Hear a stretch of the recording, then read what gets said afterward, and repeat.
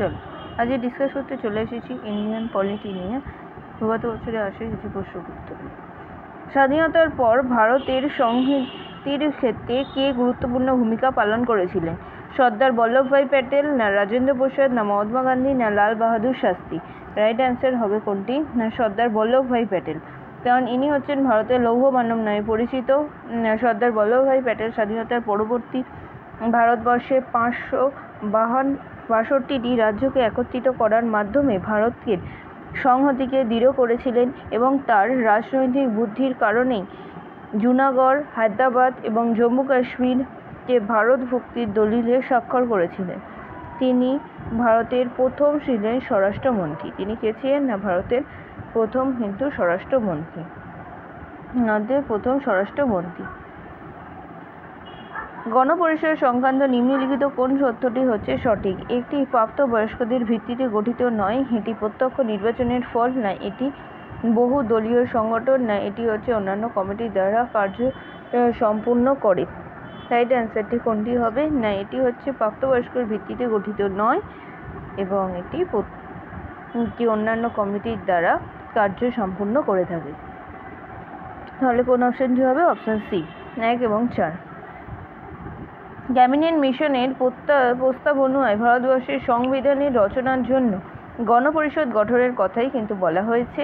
এজন্য নির্বাচিত হয় 1946 সালে জুলাই মাসে। সার্বজনীন ভোটাধিকারের ভিত্তিতে এই নির্বাচন হয়নি, একক হস্তান্তরে যুক্ত সার্বজনীন ভোটাধিকারের ভিত্তিতেই এই নির্বাচন অনুষ্ঠিত হয়।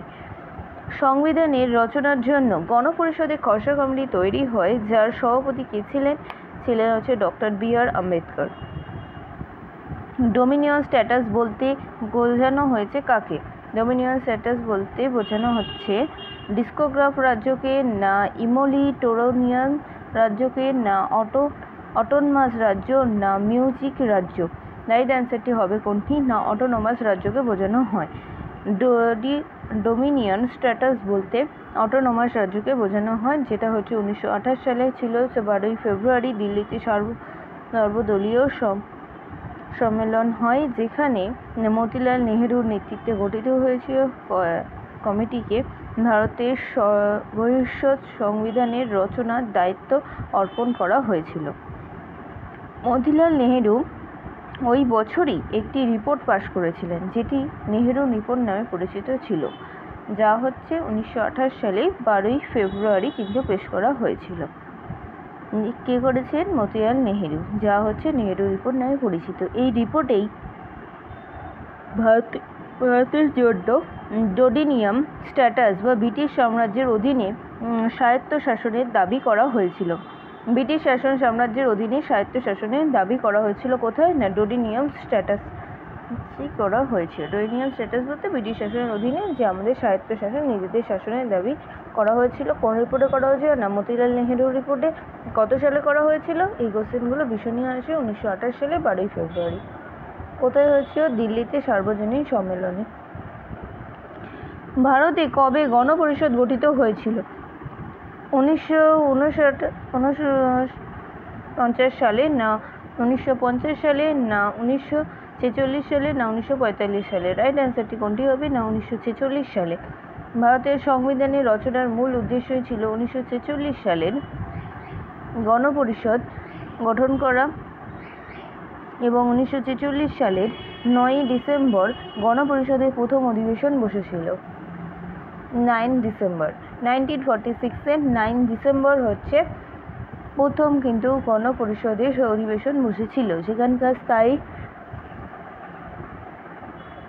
সভাপতি হয়েছিলেন নাম ডক্টর রাজেন্দ্র প্রসাদ। সেখানকার স্থায়ী সভাপতি ছিলেন হচ্ছেন ডক্টর রাজেন্দ্র প্রসাদ।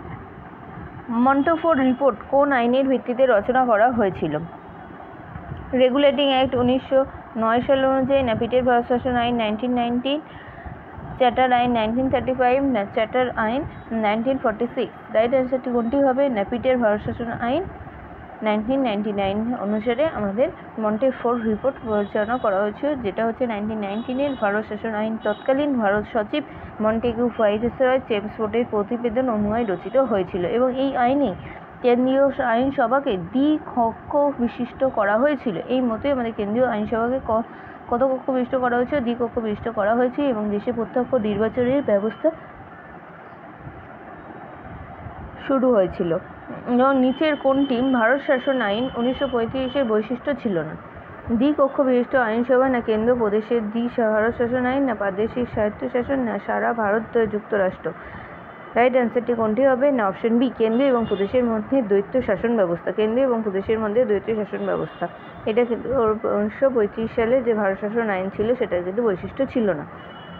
সাইমন কমিশনের রিপোর্ট অনুযায়ী গোল টেবিল বৈঠকগুলিতে সুপারিশের প্রবৃত্তির ভিত্তিতে 1935 সালে ভারত শাসন আইন পাশ করা হয়েছিল এবং এই আইনের লক্ষ্য ছিল প্রদেশ এবং প্রিন্সলি স্টেটগুলিকে নিয়ে অল ইন্ডিয়া ফেডারেশন গঠন করা। 1935 সালে।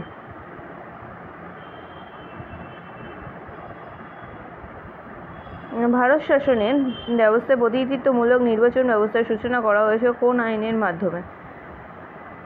সেটা হবে ভারতীয় পরিষদ আইন 1909 সাল অনুযায়ী। ভারতীয় পরিষদ আইন 1909 সাল অনুযায়ী পরিচালনা করা হয়েছিল। 1909 সালে ভারতীয় পরিষদ আইন মল্টে মিন্টো সংস্করণ নামে পরিচিত ছিল। এই সময় ছিল লর্ড মল্টে ছিলেন ভারত সচিব এবং মিন্টো ছিলেন ভাইসরয়। লর্ড মল্টে ছিলেন ভারত সচিব এবং মিন্টো ছিলেন ভাইসরয়।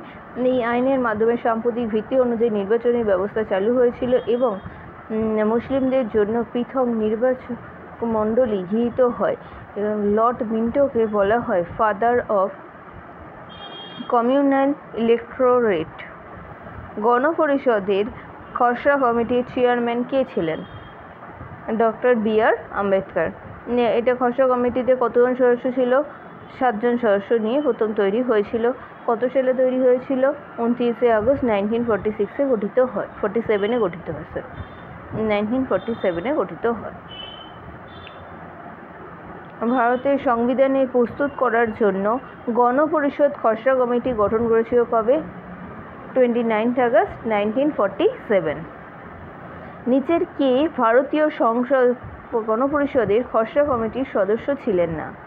সৈয়দ মুহম্মদ সামুদ্দাল্লাহ আর এন গোপালাস্বামী আয়াঙ্গার ছিলেন এবং ডক্টর কে.এম. মুন্সি ছিলেন এবং ছিলেন না কে? এ.বি. ঢঙ্কর ছিলেন না। কোন কমিটি ভারতের সংবিধানে মৌলিক কর্তব্য অন্তর্গত করার সুপারিশ নিয়েছিলেন? যারা মৌলিক কর্তব্যকে অন্তর্ভুক্ত করেছিলেন? জে.পি. কৃপালিনী কমিটি না শরণ সিং কমিটি না এ.ভি. ঢঙ্কর কমিটি না S C. Mukherjee committee? Right answer কোনটা হবে? না শরণ সিং কমিটি। সেটা কত সালে করেছে? 1976-এ ভারতীয় সংবিধানের মৌলিক কর্তব্যগুলিকে অন্তর্ভুক্ত করার সুপারিশ নিয়েছেন এবং সংবিধান গৃহীত হওয়ার সময় সংবিধানে কোনো মৌলিক কর্তব্য ছিল না। ভারতের 562টি দেশীয় রাজ্যকে একত্রিত করে ভারতের রাজনৈতিক একত্রীকরণ করেছিলেন কে? যিনি এই ফার্স্ট কোশ্চেনে ছিল, এটা আবার রিপিট এসছে, সুতরাং এটা হচ্ছে সর্দার বল্লভভাই প্যাটেল। সর্দার বল্লভভাই প্যাটেলকে কি বলা হতো? না লৌহ মানব বলা হয়। তিনি 565টি রাজ্যের মধ্যে 562টি রাজ্যকে একত্রিত করে ভারতের রাজনৈতিক একটি একত্রীকরণ করেছিলেন এবং তিনি ছিলেন ভারতের প্রথম স্বরাষ্ট্রমন্ত্রী। স্বাধীন ভারতের প্রথম অর্থমন্ত্রী কে ছিলেন? আর কে সম্মুখ চেট্টি। প্রথম প্রধান অর্থমন্ত্রী ছিলেন আর কে সম্মুখ চেট্টি। তিনি হচ্ছে 1947-এ 26শে নভেম্বর স্বাধীন ভারতের প্রথম বাজেট পেশ করেছিলেন। তিনি হচ্ছেন প্রথম বাজেট কবে পেশ করেছেন? 1947-এ 26শে নভেম্বর। 1947-এ প্রথম বাজেট পেশ করেছে। ইস্ট ইন্ডিয়া কোম্পানির বিভিন্ন ক্ষেত্রের ক্ষমতা ও দায়িত্ব নির্ধারণ করে নিচের কোন আইনটি ব্রিটিশ পার্লামেন্ট পেশ করেছিলেন? ইন্ডিয়ান কাউন্সিল অ্যাক্ট 1892 না রেগুলেটিং অ্যাক্ট 1773 না গভর্নমেন্ট অফ ইন্ডিয়ান অ্যাক্ট 1858 না পিটস ইন্ডিয়ান অ্যাক্ট অফ 1784? ইস্ট ইন্ডিয়ার দায়িত্ব এবং ক্ষমতা দুটোই বোঝানো হয়েছিল। সেটা হচ্ছে রেগুলেটিং অ্যাক্ট 1773-তে। এখানে কিন্তু ইস্ট ইন্ডিয়ার ক্ষমতা এবং দায়িত্ব নির্ধারণ করা হয়েছিল। আর তার সাথে 1974-এ কী হয়েছিল না, সুপ্রিম কোর্ট প্রতিষ্ঠিত হয়, পেশ করা হয়েছিল এবং কোম্পানির কর্মচারীদের কোনো ব্যক্তিগত বাণিজ্যে জড়িত হওয়া বা স্থানীয়ভাবে কাজ থেকে ঘুষ গ্রহণ করা নিষিদ্ধ করা হয়েছিল পুরোপুরিভাবে, এবং আইনটি বাংলার গভর্নরকে বাংলার গভর্নর জেনারেল হিসেবে উন্নীত করে। আর সুপ্রিম কোর্টের প্রতিষ্ঠা হয়েছিল 1774-এ। বাংলার গভর্নরকে কী হিসেবে গণ্য করা হয়েছিল? গভর্নর জেনারেল পদে উন্নীত করা হয়। সেটাও হচ্ছে রেগুলেটিং অ্যাক্ট 1773-তে। কবে ভারত প্রথম প্রজাতন্ত্র দিবস পালন করেছিল? প্রজাতন্ত্র দিবস পালন করা হয়েছিল ফার্স্ট 1950-তে। কত? 1950-তে প্রজাতন্ত্র দিবস কবে পালন করা হয়েছিল? 26শে জানুয়ারি, 26 জানুয়ারি, যেদিন হচ্ছে প্রজাতন্ত্র দিবস হিসেবে উন্নীত করা হয়। আর এই দিনটিতে প্রথম পতাকা উত্তোলন করা হয়েছিল পাকিস্তানের লাহোরের রাভি নদীর তীরে প্রথম আমাদের দেশের পতাকা উত্তোলন করা হয়েছিল। এবারে আসি নেক্সট কোশ্চেন। গণপরিষদের স্বাধীন ভারতের জন্য সংবিধানের খসড়া তৈরি করে এবং এটি স্থাপন করা হয় যে আইনের মাধ্যমে, সেটি কোন আইনের দ্বারা? গণপরিষদ স্বাধীন ভারতের জন্য সংবিধানের খসড়া তৈরি হয় ক্যাবিনেট মিশন প্ল্যান 1946-এর দ্বারা। সেখানে ক্যাবিনেট মিশনের লোক কারা কারা ছিলেন? প্যাথিক লরেন্স, যিনি ছিলেন ভারত সচিব, তিনজন এসেছিলেন স্ট্র্যাফোর্ড ক্লিফস, তিনি ছিলেন চেয়ারম্যান, আর নৌপ্রধান হিসেবে এসেছিলেন এভি আলেকজান্ডার। তিনি হচ্ছে ক্যাবিনেট মিশনে, এরা তিনজন, প্যাথিক লরেন্স, এভি আলেকজান্ডার আর স্ট্র্যাফোর্ড ক্লিফস। ক্যাবিনেট মিশনে মুসলিম লীগের পাকিস্তানের দাবি প্রত্যাখ্যান করেছিল। মুসলিম লীগের কিন্তু পাকিস্তান দাবি প্রত্যাখ্যান করে। কবে এসেছিল এরা? 1946-এ 24শে মার্চ মাসে, 24শে মার্চ 1946-এ 24শে মার্চ এসেছিল। ঠিক আছে, আজকে এই পর্যন্তই রইল। পরের দিন বাকি কোশ্চেনগুলো নিয়ে ডিসকাস করবো। আর ভিডিওটি ভালো লেগে থাকলে অবশ্যই লাইক, শেয়ার আর কমেন্ট করতে কিন্তু ভুলবেন না। আর থ্যাংক ইউ।